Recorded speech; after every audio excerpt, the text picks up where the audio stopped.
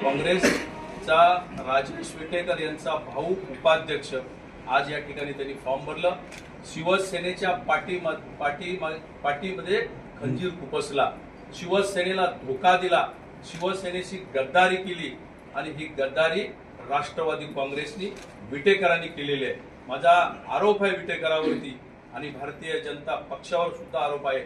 आम्हाला देतो म्हणलेलं पद त्यांनी दिलं नाही आणि आज त्यांनी राष्ट्रवादीच्या राजेश विटेकरच्या भावाला उपाध्यक्ष केला.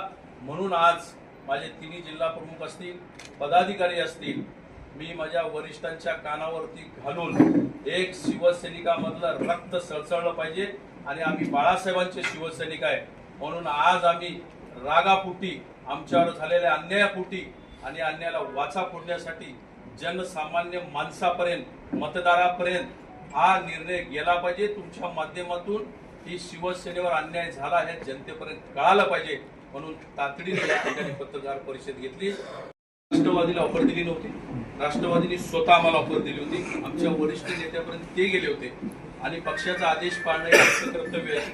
पण त्यांनी ठरलं होतं की आपण लास्ट पर्यंत सोबत राहायचं. शिवसेनेचा अध्यक्ष, आमचा उपाध्यक्ष, कुणाला काय सभापती पद द्यायचं ठरलं होतं. पण त्यांनी काल परत जे करायचं तेच केलं.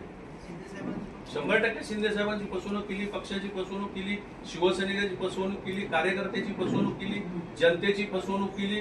त्या राजेश विटेकरला पाथरीमध्ये काँग्रेस चालतं, इथे उभाटा चालतो आणि आज भारतीय जनता पक्ष चालतो.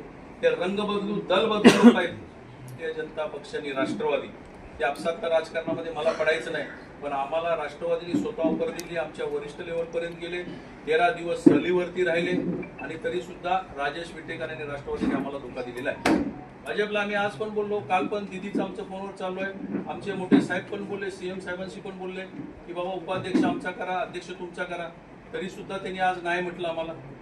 पण ते टीका करणं भागच आहे. महाराष्ट्रामध्ये तुम्ही परिस्थिती बघताय, रायगडमध्ये शिवसेनेचं संख्याबळ 21 आहे, तरी सुद्धा राष्ट्रवादी सोबत जाऊन त्यांनी आम्हाला भारतीय जनता पक्षाने दगा दिलाच. संभाजीनगरचं उदाहरण आहे, संभाजीनगरला हीच परिस्थिती चालू आहे, परभणीमध्ये पण हीच परिस्थिती चालू आहे. भाजप हिंदुत्ववादी पक्ष म्हणून तुम्हाला डावलते का? त्यांना सेक्युलर चेहरा असलेला राष्ट्रवादी चालतंय. बघा, भाजपचं हिंदुत्व आहे, आमचंही हिंदुत्व आहे, पण भाजप सोयीनुसार राजकारण करते, हे आम्हाला आवडत नाही.